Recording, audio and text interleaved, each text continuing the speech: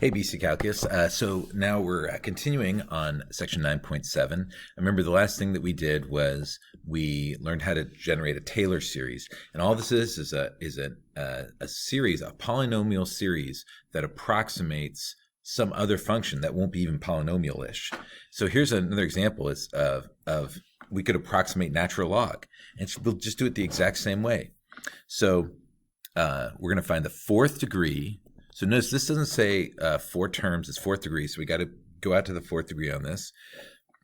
Taylor approximation for natural logs centered at x equals 1. So that's going to tell us that we're going to use all these x minus 1s, and we're going to use f of 1 and f prime of 1 and things like that. Because obviously at 0 you'd have issues because natural log isn't defined at 0, so you couldn't approximate it. All right, so just to warm us up here, because it's been a break since I filmed last, I'm just going to write out the formula. So the polynomial of x, it's centered at 1, so c is 1, is about equal to, because it's an approximation, it's approximately equal to f of 1, and this is f of x right here, plus f prime of 1 times x minus 1 plus f double prime of 1 x minus 1 squared over 2 factorial, but didn't really matter, plus f triple prime of 1 x minus 1 to the third over 3 factorial plus f4 fourth degree 1, because we need x minus 1 to the fourth. We're making a fourth degree polynomial over 4 factorial. And the whole point is to make it so that this is going to have it's going to have the same y value, first derivative, second derivative, third derivative, and fourth derivative at x equals 1 as natural log does. So all those things will match up at x equals 1. But then once you move off 1, then it's going to be different, and that's why it's an approximation. Okay, so let's see. All right, f prime of 1 is, so f of 1 is easy, that's 0. F prime of x, let's take the derivative, it's 1 over x, so f prime of 1 is 1. F double prime of x is, that's x to the negative 1, multiply down, negative x, I might as well just say to the negative 2. And so f double prime of 1 is negative 1. Interesting. Okay, f3 of x equals, multiply it down. Oh, that's interesting. So it's 2x to the negative 3. And so f triple prime of 1 is 2. And then f4 of x, fourth derivative is negative 6. Oh, now we're getting this 2 and 6, and we're multiplying things down. It's kind of looking familiar. It's kind of interesting. Negative 6, x to the negative 4, but that doesn't really matter. And so it's going to be negative 6, right?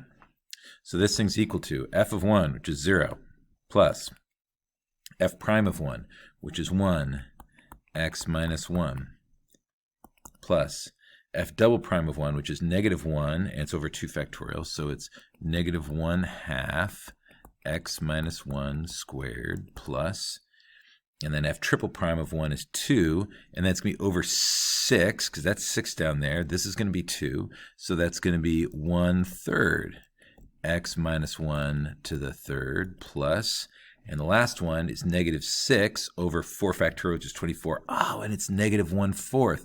So check it out. We're getting 1 over 1, negative 1 over 2, 1 over 3, negative 1 over 4. So it's alternating signs, and it's becoming 1, 1/2, 1/3, 1/4, 1/5. Oh, and so if I want to generate more terms, now that I've got the pattern, I can see what this thing would look like. That's going to have all the right derivatives at all the right places. Yeah, and that's the Taylor. We had one more practice one, which was doing a Taylor polynomial for sine x expanded around c equals pi over 3. Yeah, we should do this. We should do this because there is a point to okay. No, actually no. I mean, there is. It'd be a little more practice. So why don't I pause it and I'll just write the answer up, and we won't go into detail on it. Clear. So if you want to try it, then by all means try it. If you don't think you've got this down, then try it, and then in a moment I'll show you what the answer is. Give me a second to pause it if you want. Here it is done. Just showed my derivatives and worked out my numbers there. Just a quick note about it. Sometimes they write a subscript and they write P3 of x to say it's the third degree polynomial equivalent. Sometimes I see they'll use T3 of x to say the third degree Taylor polynomial. I've seen all kinds of notation. Sometimes they'll just say f of x is approximately equal to, and that's fine too. Okay. So now let's talk about the error of a Taylor polynomial. Remember, we talked about the error of the alternating series test. And remember that one, it was because of the bouncing and jumping on the other side of the sum that it was always less than whatever the absolute value of the next term was. Whatever the size of the next term, that's going to go too far because it's going to be on the other side. And so it's always going to be smaller than that. Technically, we said less than or equal to that. So that gives you an upper bound on how big the error could be. So that next term was the key. It's going to be something very much like that, although a little bit trickier. So as we saw with infinite series before, we know there's an error inherent in Taylor polynomials when we stop at a certain degree. So if we take the approximation before of natural log x centered at x equals 1, that's the one we just did. That's this thing here. So, whoa.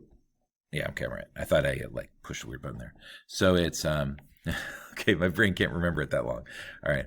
It's 1x minus 1. Okay, got it. Okay, once I get the first one, I'm good. So it's 1x minus 1 plus negative 1/2 x minus 1 squared plus 1/3 x minus 1 to the third minus 1/4 x minus 1 to the fourth. Now, there's no error at x equals 1. At x equals 1, this thing is perfect, but for values around it, there's going to be a little bit of an error, right? Because we made sure this thing would have the exact same y value at 1. It's just as you move off, there's a little bit of an error. We know that when we stop, there was a remainder, which would be the difference between the actual value and the value that the series arrives at. So if we call this T4 of x, okay, then the remainder, so r of x, the remainder at some x value. So it's going to depend. If you're just a little bit off, the error is going to be really small, and if you go farther off, then the error will be bigger. And so the amount of the error is going to be dependent on what's the difference between the actual value and the value we got. And it's going to be dependent on x is the big thing. Depending on the value of x, you're going to get a different error. So the remainder, or the error, r of x, is equal to the difference between the actual value. So it'd be, in this case, f of x minus the value the series arrived at. So that's T4 of x. Right? That would be what the remainder would be. Now the error, and this would be the error, the remainder for a fourth degree. So if you used a different number of terms, then you'd get a different error. The error is the absolute value of that remainder. So the remainder is this difference, and the absolute value of it is the error. And the book calls it this. Knowing this language is not super important because I've seen different books use different language on what's the error, what's the remainder and stuff. That's not critical. It's not universal. So the error is the absolute value of that. We can only calculate the remainder if we know what the true value is. We could figure out, if you want to know the remainder, just plug in the function, work that out, and then and find what the actual function value is at that point, and then do the Taylor polynomial and see what the approximation is and subtract them. And that's what the error is, which is kind of silly because if you already know what the function value is, why are you bothering to approximate it? It doesn't really make much sense. So normally we won't calculate what the true error is or something, but we can give an upper bound for the error that's a little bit, that doesn't require knowing what the actual function value is. So, and this is what Taylor's theorem is. Suppose you have a function f that's differentiable through order n plus 1. So it's differentiable not just to where you stopped in the Taylor series, but one term past it.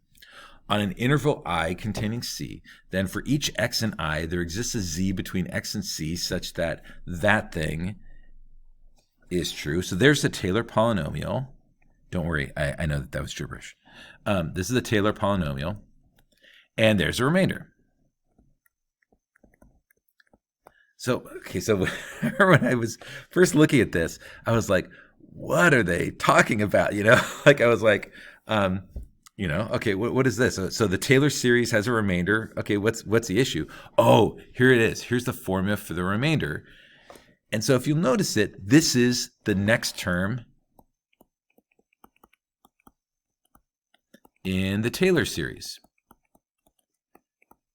Now check it out. If we stopped at n, right, we have fn of c, we have n factorial, we have x minus c to the n. So it was nth degree. We made an nth degree Taylor polynomial for this function. And if you look at this is just n plus 1, n plus 1, n plus 1. So it's like, okay, so it's the next term. But what the heck is this z thing? Like, what is that? Well, here's what's going on. So suppose you've got your function value and you've got your value at c where you're actually you actually know that the function is right. And actually, I wasn't planning on this, but let's actually use the example of natural log, right? Natural log, and c is the value that we use as the center of our Taylor series, right? And that's the one value that's correct. And then the Taylor polynomial, I don't know what it looks like. Well, let's see. Our Taylor polynomial is a negative x to the fourth, so it's probably goes like something like this, or something. It's a little bit off. But it's correct right at c, at 1. So the remainder, so let's check out what c is. So c is a number where we centered it. X is the number where we're interested in what the error is, and the error is that little difference there. So what this says is the remainder is going to be equal to, it's a formula for the remainder. Awesome. This is a formula for the remainder.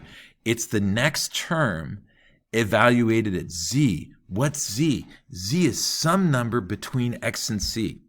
What Taylor's theorem says is that there's some number between c and x, some perfect number, where if you find the next term on the Taylor polynomial and you evaluate it at that perfect number, that'll be exactly the remainder. There's some number between c and x where there's a perfect number in between somewhere that if you found the next term and you plug that number in as your for your derivative, then you would get the exact error on this thing. Cool. Well, okay, so how are we actually going to use this thing? And so we're going to show you an example here in a second. But you might be asking the question, well, how do you find what that number is? And you actually don't need to find that number. But what that tells us is that this part right here is going to be the derivative at the next degree. Somewhere between c and x, there's a perfect number. So whatever the biggest number is, the biggest value of fn plus 1 of x between c and x is the worst possible case.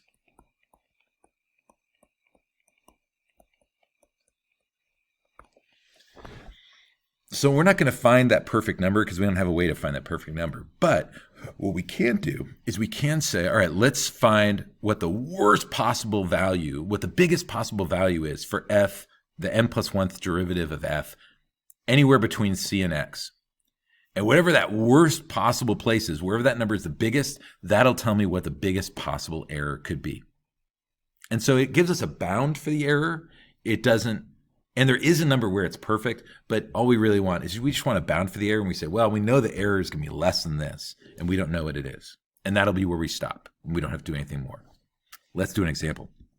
All right, here's natural log, right? So we've got the Taylor series. So we've got T4 of x is x minus 1 minus 1/2 x minus 1 squared plus fraction plus 1/3 x minus 1 cubed minus 1/4 x minus 1 to the 4th. And I'm just looking at my video time, and I think we should put the answer to this on the next video. Yeah, this is a perfect place to stop. So we're going to do this example right now, and this will be the last example, and this will show you how to use Taylor's theorem to tell you what the maximum possible error is. Stay tuned.